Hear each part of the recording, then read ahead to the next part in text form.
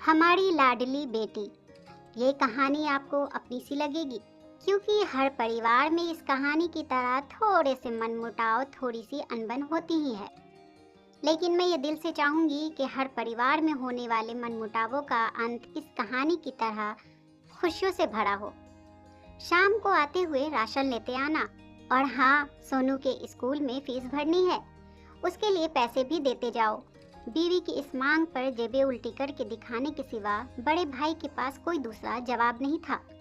माथे पर चिंता की शिकनों के साथ सवेरे तो बड़ा भाई अपने काम पर निकल गया, लेकिन उस शाम उसने पूरे परिवार के सामने इस आर्थिक संकट को दूर करने के लिए एक प्रस्ताव रखा। क्यों ना हम उस प्लॉट को ही बेच दें जिसे पिताजी ने सिमरन को शादी में देने के लिए खरीदा था। बेटी को दी हुई चीज वापस नहीं मांगते, पाप लगता है।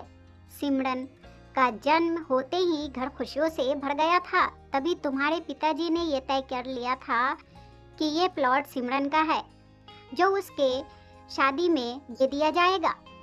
माँ ने अपना विरोध जताते हुए कहा, कौन सी बेटी? वो बेटी जो प्रेम विवाह कर घर की इज्जत को खाक में मिला गई और पिताजी की आखिरी वक्त में भी शामिल ना हो पाई। बड़े भाई ने टॉन्ट मारते हुए कहा, मेरा मुंह मत खुलवा। यहाँ कौन नहीं जानता कि सिमरन को उस दिन गली के मोड़ से ही तूने लौटा दिया था और उससे अपने पिता से आखिरी बार मिलने का हक भी छीन लिया गया था। माँ ने बेटी का पक्ष लेते हुए कहा। माँ ने इस बात से दोनों बेटे चुप हो गए। ना बड़ा बेटा कुछ बोल पाया, ना छोटे बेटे के मुंह से कोई शब्द निकला। थोड़ी देर की शांति के बाद छोटा भाई बोला, प्लॉट तो हम बेच देंगे, पर क्या सिमरन कागजात पर दस्तखत करेगी? मुझे नहीं लगता। वो हमारा भला भी सोच सकती है, आखिर है तो औरत जात। मर्दों की परिस्थिति कैसे समझ पाएगी? काफी वाद विवाद और सोच विचार के बाद सब इस बात पर सहमत हुए और पड़ोस के मोहल्ले में रहने वाली सिमरन की दोस्त को कहकर सिमरन को घर आने का दावत दे दिया गया। अगले दिन सुबह से गली के मोड़ पर खेल रहे बड़े भाई के लड़के की आवाज आई कि बुआ आ गई, बुआ आ गई। बच्चे की आवाज सुनकर घर वाले चौकन्ने हो गए। दोनों भाई मन ही मन जलन और नफरत के साथ उसको कैसे घर में आने के लिए कहें, इसी दुविधा में थे। वो कहते हैं ना, जरूरत के वक्त गधे को भी बाप बनाना पड़ता है। उसी कहावत के हिसाब से दोनों भाई बहन से बात करने के लिए तैयार हुए।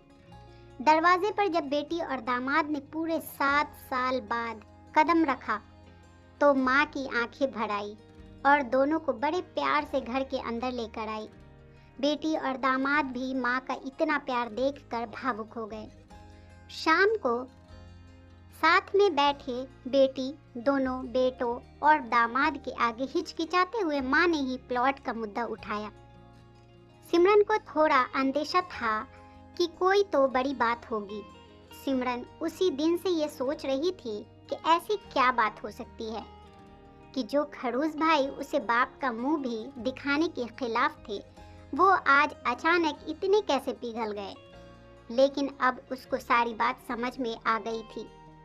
सिमरन ने तिरछी नजर से अपने पति की तरफ देखा तो उसके पति बोल पड़े, देखिए माँ जी, शादी से पहले जो कुछ आपका था वो आपका ही रहेगा। ना उस पर मेरा ना सिमरन का कोई हक था, ना है और ना ही जिंदगी में हम मांगेंगे। इसलिए आप निश्चित होकर उस प्लॉट के साथ जो करना है कीजिए। आप जहाँ कहेंगे हम वहाँ साइन कर देंगे।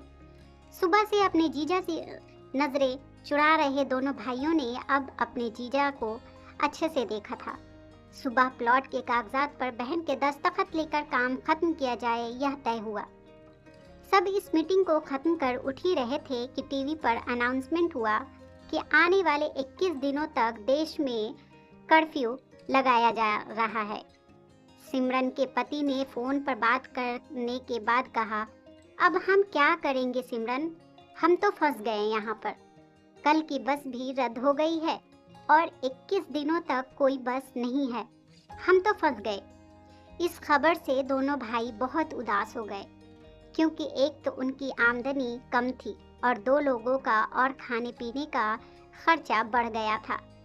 लेकिन माँ अंदर ही अंदर बहुत खुश थी, क्योंकि इतने बरसों बाद घर वापस लौटी बेटी इसी बहाने कुछ दिन आराम से उसके साथ तो रह पाएगी।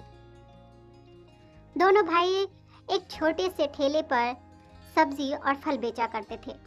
कुछ दिनों में ही लोगों ने कर्फ्यू के चलते और एक जहरीले वायरस के चलते उनसे सब्जियां और फल खरीदने बंद कर दिए।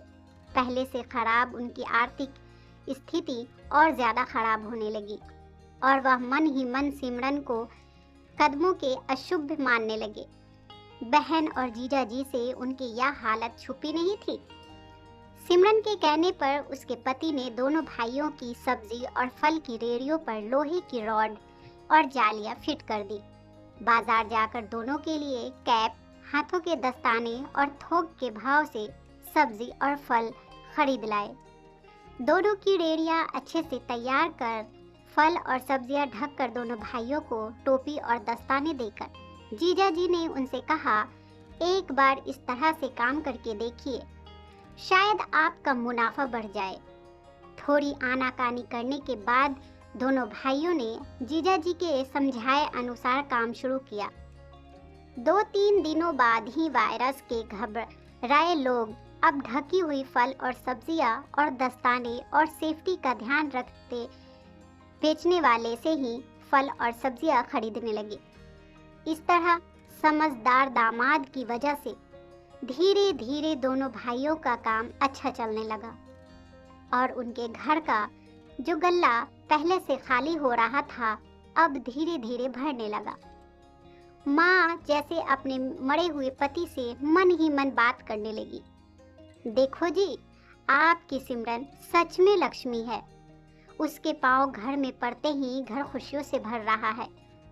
दोनों भाइयों के आंखों में पहले जो गुस्सा था उसकी जगह अब शर्म ने ले ली थी।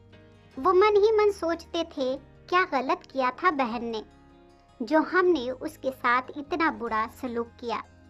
शादी ही तो की थी और शादी करने से पहले हमें बताया भी तो था।